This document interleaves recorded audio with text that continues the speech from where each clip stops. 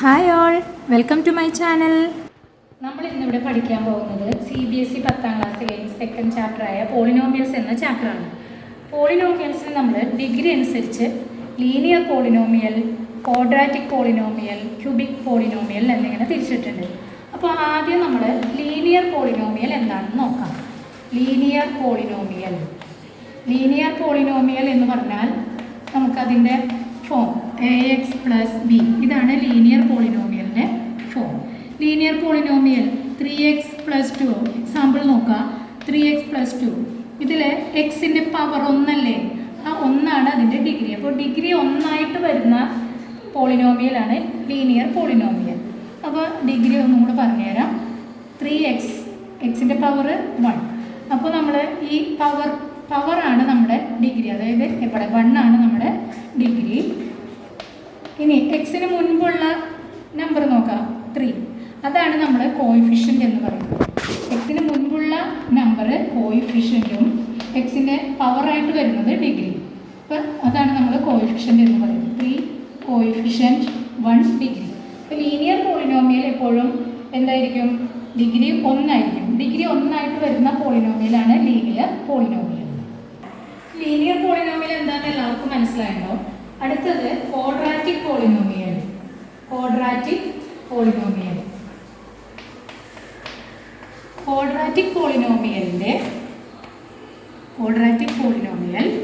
അതിൻ്റെ രൂപം എന്താ?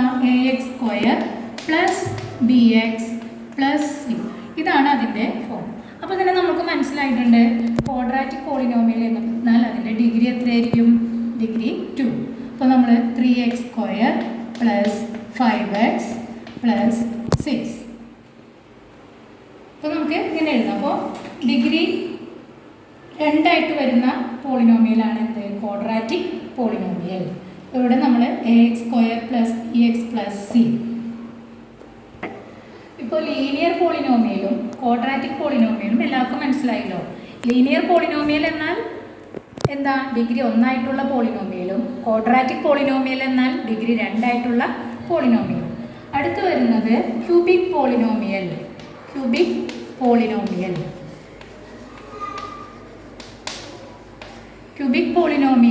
AX³ + BX² + CX + D, ഇതാണ് ക്യൂബിക് പോളിനോമിയലിൻ്റെ ഫോം, രൂപം.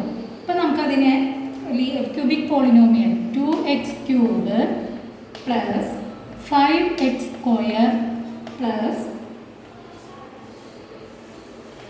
2x + 8, നമുക്കിങ്ങനെ എഴുതാം. 2x³ + 5x² + 2x + 8. അപ്പോൾ ഇതിൻ്റെ ഡിഗ്രി എത്ര വരുന്നത്? 3. അപ്പോൾ ഡിഗ്രി 3 ആയിട്ട് വരുന്ന പോളിനോമിയലാണ് ക്യൂബിക് പോളിനോമിയൽ. ഡിഗ്രി 2 ആയിട്ട് വരുന്ന പോളിനോമിയലാണ് ക്വാഡ്രാറ്റിക് പോളിനോമിയൽ. ഡിഗ്രി 1 ആയിട്ട് വരുന്ന പോളിനോമിയൽ ലീനിയർ പോളിനോമിയൽ. അപ്പോൾ എല്ലാവർക്കും linear polynomial, quadratic polynomial, cubic polynomial എന്താണെന്ന് മനസ്സിലായിട്ടുണ്ടോ? നമ്മൾ പഠിക്കാൻ പോകുന്നത് find the zeros of the polynomials. അപ്പോൾ നമുക്ക് ക്വാഡ്രാറ്റിക് പോളിനോമിയൽസിൻ്റെ സീറോസ് എങ്ങനെ കണ്ടുപിടിക്കാൻ നോക്കാം. Quadratic polynomial AX² + BX + C. അപ്പോൾ എന്താണ് zeros? The values of X which make the polynomial zero. അപ്പോൾ നമുക്ക് കണ്ടുപിടിക്കാം. P of x = x² - 5x + 6 = 0. നമുക്കൊരു പോളിനോമിയൽ തന്നിട്ടുണ്ട്, അതിൽ നമ്മൾ സീറോസ് കണ്ടുപിടിക്കുന്നത് എങ്ങനെയാണെന്ന് നോക്കാം. അപ്പോൾ നമുക്ക് സ്പ്ലിറ്റിംഗ് ദ മിഡിൽ ടേം ചെയ്യാം. x² എങ്ങനെയാണ് മിഡിൽ ടേം സ്പ്ലിറ്റ് ചെയ്യാൻ നോക്കാം. x² - 5x + 6. അപ്പോൾ ഈ 5 നമ്മൾ ചെയ്യുമ്പോൾ, അതായത് ആൽഫ + ബീറ്റ, അത് നമ്മൾ കൂട്ടുമ്പോഴും ഇവിടെ മൾട്ടിപ്ലൈ ചെയ്യുമ്പോഴും ഒരേ നമ്പർ ആയിരിക്കണം. അപ്പോൾ 3 × 2 6, 3 + 2 5. അപ്പോൾ നമുക്ക് എങ്ങനെ എടുക്കാം? സൈനും ചിഹ്നം ശ്രദ്ധിക്കുക, മൈനസ് സൈനാണ്. അപ്പോൾ എങ്ങനെ എഴുതാം? x² - 3x - 2x + 6 = 0. ഇവിടെ ശ്രദ്ധിക്കുക, മിഡിൽ ടേം ആഡ് ചെയ്യുമ്പോഴും ഈ കോൺസ്റ്റൻറ്റ് ടേം മൾട്ടിപ്ലൈ ചെയ്യുമ്പോഴും ഒരേ നമ്പർ ആയിരിക്കണം. അപ്പോൾ 3 + 2 5, 3 × 2 6. ഇനി നമുക്ക് അടുത്തത് ഇതിൽ കോമൺ ടേം വരുന്നത് എക്സ് ആണ്. എക്സ് പുറത്തേക്ക് എടുത്തു, ബാക്കി ഇവിടെ എക്സ് -3 ഇവിടെയോ ഇവിടെ -2 ഇതിൽ 3 × 2 6 -3 × -2 +6. അപ്പോൾ നമുക്ക് -2 കോമൺ ആയിട്ട് പുറത്തേക്ക് മാറ്റി. ബാക്കി ഇവിടെ x-3 = 0.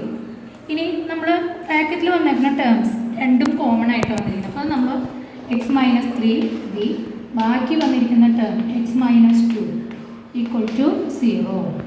ഇനി നമുക്ക് x-3 = 0, x +3, x-2 = 0, x +2. അപ്പോൾ നമ്മുടെ സീറോസ് എന്തൊക്കെയാണ്? Zeros 2 and 3. 2 and 3 ഇതാണ് നമ്മുടെ സീറോസ് എന്ന് പറയുന്നത്. നെക്സ്റ്റ് എക്സാമ്പിൾ നോക്കാം. p of x = x² - 3x + 4 -4 x² - 3x - 4. അപ്പോൾ നമ്മളിത് split = 0. Splitting the middle term എങ്ങനെയായിരിക്കും നോക്കാം. x² ഇവിടെ -4 ആണ്, ഇവിടെ -3 ആണ്. അപ്പോൾ നമുക്കറിയാം -4 × 1 -4 -4 + 1 -3. അപ്പോൾ ആഡ് ചെയ്യുന്ന ടേമും മൾട്ടിപ്ലൈ ചെയ്യുന്ന ടേമും സെയിം ആയിരിക്കണം. അപ്പോൾ നമുക്കിവിടെ എങ്ങനെ എടുക്കാം? -4x + x. അപ്പോൾ നോക്കി -4x + x -3x. ഇനി ഇവിടെ -4 = 0. x കോമൺ ആയിട്ട് പുറത്തേക്ക് എടുത്തു. ബാക്കി x - 4. ഇവിടെ നമുക്ക് രണ്ടിൽ നിന്ന് 1 കോമൺ ആയിട്ട് എടുക്കാം. ബാക്കി x - 4 = 0. ബ്രാക്കറ്റിൽ വരുന്ന ടേം എഴുതി. x - 4 × x + 1 = 0. x - 4 = 0, x +4. x + 1 = 0, x -1. അപ്പോൾ നമ്മുടെ സീറോസ് ഏതൊക്കെയാണ്? x +4 and -1. നെക്സ്റ്റ് വരുന്നത് relation between zeros and coefficient of quadratic polynomial. അപ്പോൾ നമ്മളിപ്പോൾ സീറോസ് കണ്ടുപിടിച്ചു. നമ്മൾ 2 എക്സാമ്പിൾ ചെയ്തു. സീറോസ് കണ്ടുപിടിക്കാൻ എല്ലാവർക്കും മനസ്സിലായെന്ന് വിചാരിക്കുന്നു. ഇനി നമ്മൾ ഈ കിട്ടിയ സീറോസും കോഎഫിഷ്യൻസും തമ്മിൽ എന്തെങ്കിലും റിലേഷൻ ഉണ്ടോ എന്ന് നോക്കാം. അപ്പോൾ നമ്മൾ കോഎഫിഷ്യൻറ്റ്, ഇവിടെ കോഎഫിഷ്യൻ്റ് എന്താ നമ്മൾ എടുക്കുന്നത്? നമുക്ക് കിട്ടിയ സീറോ എന്താ? Zero alpha beta. നമ്മൾ സീറോ എടുക്കുന്നത് ആൽഫ ബീറ്റ. അപ്പോൾ നമുക്ക് സം ഓഫ് സീറോസ് എന്ന് പറഞ്ഞാൽ എന്താ? Alpha plus beta. Sum of zeros alpha plus beta = -b/a എന്ന് പറഞ്ഞാൽ കോഎഫിഷ്യൻ്റ് ഓഫ് നമ്മുടെ ക്വാഡ്രാറ്റിക് ഇക്വേഷൻ്റെ രൂപം ax² + bx. p of x = ax² + bx + c. അതിൽ b എന്ന് പറയുന്നത് എന്താ? എക്സിൻ്റെ കോഎഫിഷ്യൻ്റ്. അപ്പോൾ നമുക്ക് അതിനെ എങ്ങനെ എഴുതാം? Coefficient of minus coefficient of x minus coefficient of x by coefficient of a എന്ന് പറഞ്ഞാൽ ഇതാ x സ്ക്വയറിൻ്റെ കോഎഫിഷ്യൻ്റ്. അപ്പോൾ കോഎഫിഷ്യൻ്റ് ഓഫ് x². അപ്പോൾ ആൽഫ പ്ലസ് ബീറ്റ സം എന്താ? -b/a. ഇനി നമുക്ക് പ്രോഡക്റ്റ് കാണാം. Product of zeros. Product of zeros alpha into beta. Alpha into beta എന്ന് പറഞ്ഞാൽ c/a constant term by a. നോക്കാം. നമ്മുടെ quadratic equation p of x = ax² + bx + c. അപ്പോൾ നമ്മളിവിടെ കോൺസ്റ്റൻറ്റ് ടേം എന്ന് പറഞ്ഞിട്ടുണ്ടെങ്കിൽ c, a എന്ന് പറഞ്ഞാൽ കോഎഫിഷ്യൻ്റ് ഓഫ് x². നമുക്ക് പ്രോഡക്റ്റ് എങ്ങനെ എഴുതാം? Constant term by coefficient of x². Constant term by coefficient of x².